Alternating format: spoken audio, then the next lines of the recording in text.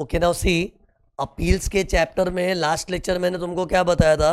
एक तो तुमको ये फ्लो चार्ट बताया था, और ये फ्लो चार्ट में एक चीज़ तुमको याद है, मैंने बताया था हर बार कोई जजमेंट आता है तो जजमेंट की एक कॉपी एसएससी को मिलती है, एक कॉपी सीआईटी को। फिर उन दोनों में से जो नाखुश है वो फर्दर अपील करता है। ओके, मतलब पूरे अपील के प्रोसेस में who are the two parties, SSC and department की तरफ से सीआईटी। और सीआईटी का काम है to decide whether to appeal और नॉट, लेकिन अपील के अंदर जो हियरिंग्स वगैरह होती है उधर धक्के कौन खाता है? एओ लोग। ओके, फिर मैंने ये बताने का तुमको समरी के हिसाब से चालू भी कर दिया था। उसमें सीटा की थियरी हो चुकी है, फट हो गए, 7 पॉइंट थे। आईटेट की थियरी में टोटल 4 पॉइंट है, 2 हो चुके, 2 बाकी है। और आईटेट की थियरी का कीवर्ड क्या था? पोसर। पोसर, तो पोसर में पी और ओ हो चुका है, एस और आर बाकी है। तो C, S for stay of demand. अभी इधर स्टे ऑफ डिमांड की थियरी वापस से आ गई। अब तुम लोग सोचोगे स्टे ऑफ डिमांड वापस कैसे आ गया? आना ही चाहिए ना। सी, सीटा के वक्त जो स्टे मिला था ना, इट वॉज वैलिड टिल सीटा गिव द जजमेंट। मेरे को मतलब लास्ट लेक्चर मैंने क्या बताया था, अगर कोई एसएससी बोलता है भाई इतने सारे पैसे कहाँ से भर पाऊंगा, मेरे पास तो पैसा ही नहीं है, और मुझसे डिमांड रेस कर लिया, तो उसके बाद ऑप्शन है, he can write a stay application either to AO or CIT A. और अगर उन लोग कन्विंस हो गए मेरी फाइनेंशियल कंडीशन खराब है उससे है, तो वो लोग क्या बोलेंगे, स्टे दे दिया, लेकिन उसमें भी 20% तो भरना पड़ता है, बैलेंस अपने को भरने की जरूरत नहीं है। लेकिन कब तक नहीं भरना है? टिल सीटा गिव्स अ जजमेंट। ये देखो मैंने इधर लिखा था, टिल सीटास जजमेंट अपने को स्टे मिला था। अब आगे सोचो, मान लो सीटा का जजमेंट आ गया, उसके बाद क्या होगा? तुम लोग खुद ही सोचो ना। अरे मैं डायरेक्ट बोलूंगा मजा नहीं है, तुम लोग सोचो ना, सीटा का जजमेंट आ गया, अब उसके बाद क्या क्या आउटकम है? या तो सीटा में एसएससी जीता या हारा, दोनों का आंसर दो। अगर सीटा में एसएससी जीता तो एसएससी वाह मैं जीत गया, तो उसने पता जो 20% भरा था ना उसको रिफंड मिल जाएगा, और बैलेंस 80% न तो उसने भरा था ना उससे भरने की जरूरत है, इनफैक्ट उसका 20% भरा हुआ भी वापस आ जाएगा। लेकिन ये कैसा सिनेरियो, अगर वो जीत गया तो, कम ऑन, जीत गया तो ओके। लेकिन अगर सीटा में एसएससी हारा, तब उसको टेंशन क्या मालूम है? यार मैंने जो 80% की स्टे मांगी थी वो तो अभी वेकेट हो गई। वेकेट हो गई मतलब खत्म हो गई। अब वसूली भाई लोग मेरा पीछा करना चालू कर देंगे। और आइडियली तो क्या होता है मैं, जैसे ही सीटा के जजमेंट में एसएससी हार गया ना, उसको इमीडिएटली बैलेंस 80% पे करना। 80 क्यों बोल रहा हूँ, 20 तो भर चुका है, और अब वो हारा हुआ है तो 80% तुरंत भरना चाहिए। कभी भी रिकवरी प्रोसीडिंग हो सकता है, वो बात अलग है। वसूली भाई लोग को तुरंत नहीं आ जाते, उन लोग खड़े नहीं है कि हारे और जाएंगे उसके घर पे। But it is as good as you can say कि जैसे एसएससी हारा ना, now immediately as soon as possible he should pay the balance 80%, otherwise recovery proceeding will be initiated. But अब सुनो, एसएससी क्या चाहता है, मैं क्यों भरूं, मुझे अभी और नहीं बने, मुझे फर्दर स्टे चाहिए। तो फर्दर स्टे चाहिए तो अभी तुम्हें किसकी शरण में जाना पड़ेगा? आईटैट। तो सी, आईटैट को जब हम लोग ये फॉर्म 36 सबमिट करते हैं ना, उसके साथ एक स्टे एप्लीकेशन भी डालना पड़ता है। उनको क्या बोलना चाहिए? आईटैट, आईटैट, ओ आईटैट, मैं सीटा में हार चुका हूं और सीटा वाली स्टे खत्म हो चुकी है, तो मुझे फर्दर स्टे चाहिए, प्लीज दे दो ना, मेरे पास पैसा नहीं है। सी, स्टे का है ना एक ही ग्राउंड हो सकता है, financial condition. If you are financially well off, impossible तुमको स्टे मिलेगा। ये स्टे का सिस्टम ही क्यों निकाला है कि कई बार गवर्नमेंट इतनी बड़ी बड़ी रकम उससे मांगती है, लेकिन SSC is not in a position to pay, तो अपने को अपनी not in a position to pay वाली सिचुएशन से कन्विंस करना पड़ता है।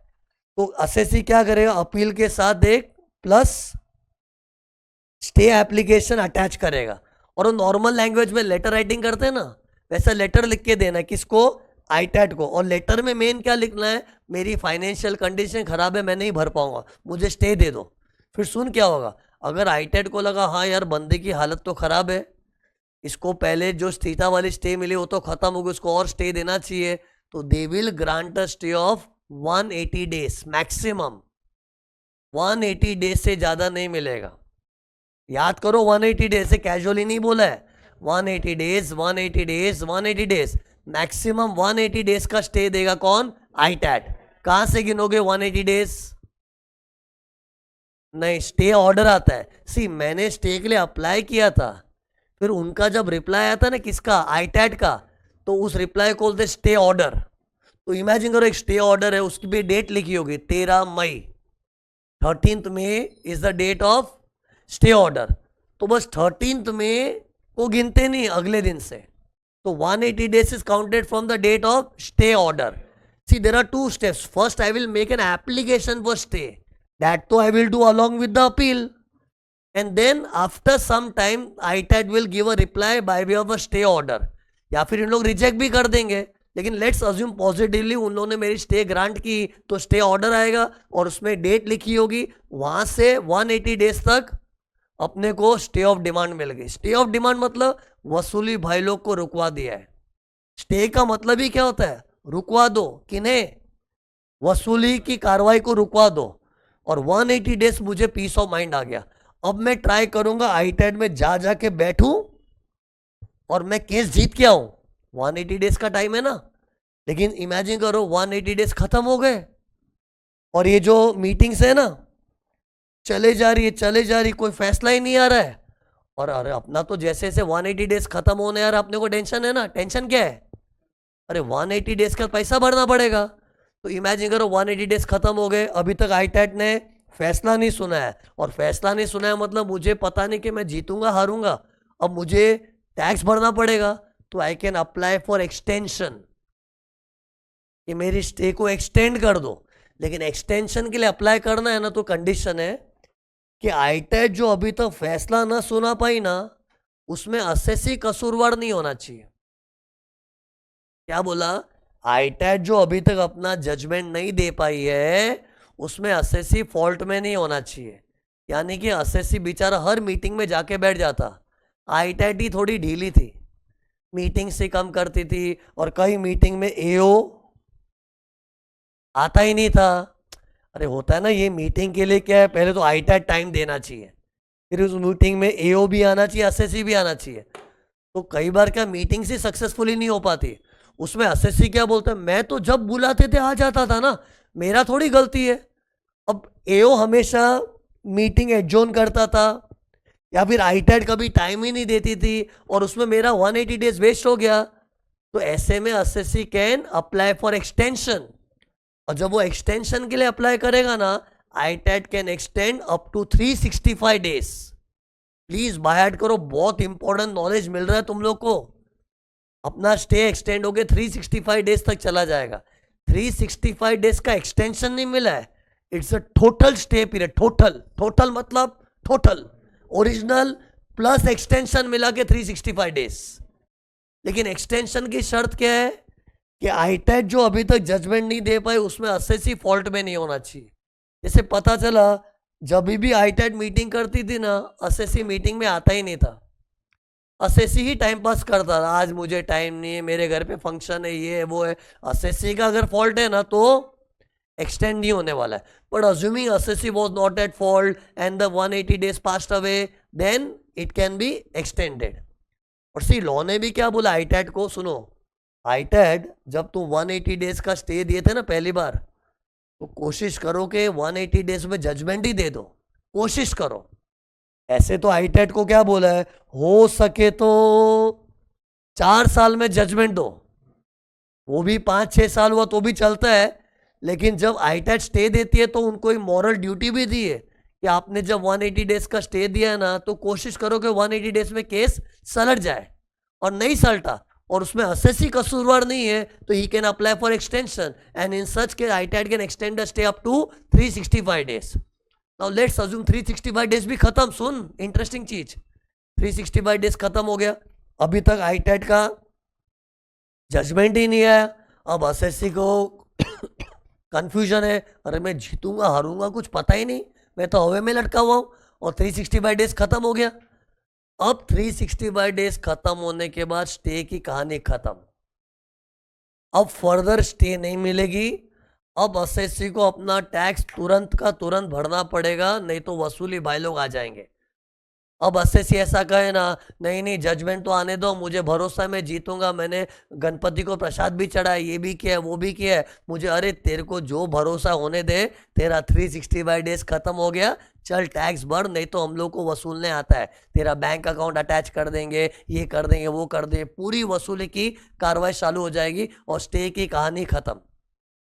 ओके, तुम लोग को ये पिक्चर देखनी कैसी है, मैंने जो बोला ना उसको पिक्चर के फॉर्म में इमेजिन को, अच्छा लगेगा। सबसे पहले कहानी चालू हुई थी नोटिस और डिमांड से। नोटिस और डिमांड देख के मुझे हार्ट अटैक आया था ना, मरा नहीं था, बट नोटिस और डिमांड में करोड़ों रुपए आ गए थे, इतना कैसे भरूं, मेरी फाइनेंशियल कंडीशन नहीं थी और मुझे तो 30 दिन में भरने को बोला गया था और मेरी पोजीशन नहीं थी, तो मैंने पहली बार स्टे किससे मांगा था? फर्स्ट स्टे याद करो, लास्ट लेक्चर का थियरी, आइदर एओ और सीटा, दोनों में से कोई भी मुझे स्टे ग्रांट कर सकता है और मुझे स्टे मिल गई थी till CITA judgment, subject to payment of 20%। ठीक है, 20% छोटा अमाउंट है, लेकिन बैलेंस 80% तो मेरा पैसा बच गया था ना टिल सीटा जजमेंट। लेकिन अब क्या हुआ, सीटा में मैं एसएससी जीता है कि हारा है? हारा है। अरे जीत गया होता तो टेंशन थोड़ी था, जीत गया होता तो मैं आगे भीख मांगता है मुझे स्टे दे दो, जीत गया तो उल्टे का मेरा 20% भरा हुआ भी वापस आ जाता। अब प्रॉब्लम क्या होगी कि एसएससी सीटा में हारा हुआ है, अब उसको पैसा 80% भरने की टेंशन है, तो he will request ITAT and they will initially grant a stay of 180 days. ये देखो, इनिशियली 180 डेज का स्टे मिलेगा। ये सेकेंड स्टे क्यों लिखा है? फर्स्ट स्टे तो अपने किससे मांगे थे, आइदर एओ और सीटा, अभी सेकेंड स्टे आईटैट से मिला है, बट इनिशियली 180 डेज का मिलता है। और एक्सटेंशन चाहिए तो शर्त क्या है, 180 डेज में जो आईटैट जजमेंट नहीं दे पाई है उसमें एसएससी कसूरवार नहीं होना चाहिए, उन लोग ही टाइम पास कर रहे हैं, उस कारण से जजमेंट नहीं आया और मेरा 180 डेज खत्म हो गया, तो I will apply for extension and it can be extended up to 365 days. ये ब्रैकेट दिख रहा है, ओरिजिनल प्लस एक्सटेंशन मिला के 365 डेज, और इसके बाद स्टे की कहानी खत्म, नो फर्दर स्टे। ओके, इसको पूरे को इंग्लिश में बोलने आएगा? नहीं आएगा, मतलब इंग्लिश नहीं आती तुम लोग, सिंपल इंग्लिश से बोलना है, बताओ। तो सी, मैं ना इसको एक बार बोलूंगा, please concentrate on the language and I will use very simple and perfect language. Okay, चालू हो रहा, सुनो। अपने को क्या बताना है कि अपने आईटैट में जो अपील करते हैं ना तो स्टे मांग सकते हैं, ऐसे चालू करना है। ओके, तो सुनो ना ध्यान से, while filing an appeal to ITAT, the assessee can apply for a stay of demand because the previous stay was valid only till CETA's judgment. ये ब्रैकेट में लिखना है। I repeat, while filing appeal to ITAT, the assessee can apply for stay of demand to the ITAT. Bracket में because the previous stay was valid only till CETA's judgment. Full stop. If the ITAT is satisfied, satisfied मतलब उनको लगा बंदे की financial condition ठीक नहीं है, तो इंग्लिश में क्या बोला, if the ITAT is satisfied then it can grant a stay of maximum 180 days. During this period ITAT should try to give the judgement if possible.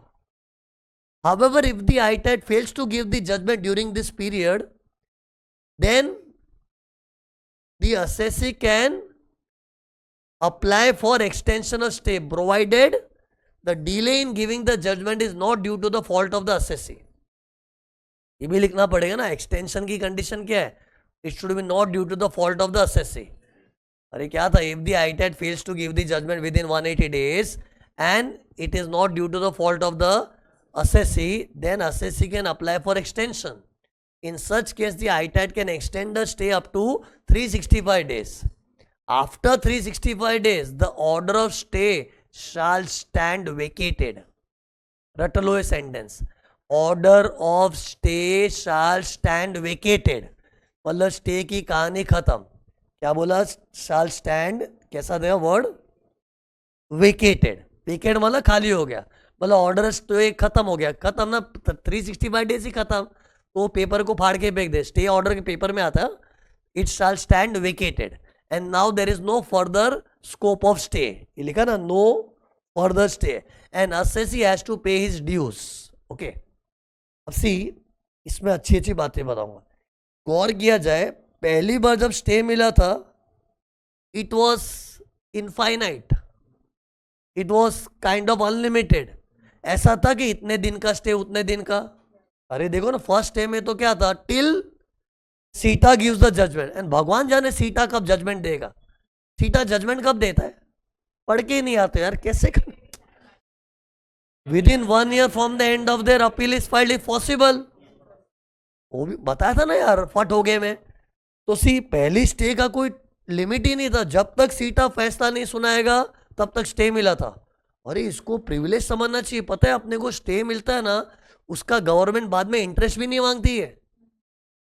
मतलब सोच, गवर्नमेंट को जो मुझे ये नोटिस डिमांड के 30 दिन में देना था, वो गवर्नमेंट ने पैसा होल्ड पे रखवा दिया, और अंत में जब दूंगा तो मुझे इंटरेस्ट भी नहीं देना है। अरे इसकी वैल्यू फील करो यार, तभी तो स्टे इतना इजीली नहीं मिलता है। स्टे मिला ना तो फील प्रिविलेज्ड, कि सोचो करोड़ों रुपए की डिमांड थी, मुझे तो 30 डेज में देना मेरी ड्यूटी था, और लेकिन गवर्नमेंट ने मुझे इतने टाइम तो होल्ड करवा के रखा, होल्ड किया, और बाद में इवेंचुअली जब देना भी पड़ा तो आई डोंट हैव टू पे इंटरेस्ट। सी एक चीज माइंड में रखना, अपील के पूरे प्रोसेस में ना इंटरेस्ट फैक्टर नहीं होता, ना अपने को देना पड़ेगा ना अपने मांग सकते हैं। पता है असेसी मांगता क्यों? कई बार असेसी क्या बोलेगा, अल्टीमेटली तो मैं केस जीता ना सुप्रीम कोर्ट जाके, तो मुझे मेरा पैसा वापस दो सूद समेत। अरे असेसी, इमेजिन असेसी करोड़ों रुपए भर बैठा था और सालों साल केस चला, सुप्रीम कोर्ट में जीत गया, उसका रिफंड आ रहा है, तो उधर भी इंटरेस्ट नहीं मांग सकता वो ना, असेसी को देना पड़ेगा। ये स्टे में क्या होता है, अपने टैक्स भरे नहीं, मस्त मजे में लड़ रहे और अंत में हार वीर के देना पड़ता है, तो अपने को इंटरेस्ट भी नहीं देना पड़ता। क्योंकि सी अगर अपील की प्रोसीडिंग में इंटरेस्ट फैक्टर रखा ना, पागल हो जाएगी पब्लिक यार। क्योंकि appeal proceeding do not have a definite timeline, it can go on and on for years and years, and उसमें अगर इंटरेस्ट फैक्टर आ गया ना, it will create lot of trouble. Okay, तो कभी माइंड में ऐसा आ जाए ना इंटरेस्ट का, तो ना अपने को इंटरेस्ट देना है ना वो लोग अपने को देते। ओके, अपना लाइबिलिटी है ना नोटिस और डिमांड में फ्रीज हो चुका है, वो भरना है नहीं भरना उस पर लड़ाइयां चल रही है। ओके, तो सी हाँ, मुझे ये बताना था, फर्स्ट स्टे में कोई लिमिट था कि इतना दिन उतना दिन का, अनलिमिटेड था, अनलिमिटेड। बाद में सेकेंड स्टे अनलिमिटेड था कि लिमिटेड, लिमिटेड, और बाद में तो स्टे भी बंद हो गया। इससे क्या समझता हूं मैं, जब असेसी का दुख ताजा था ना, उसको फुल हमदर्दी मिली।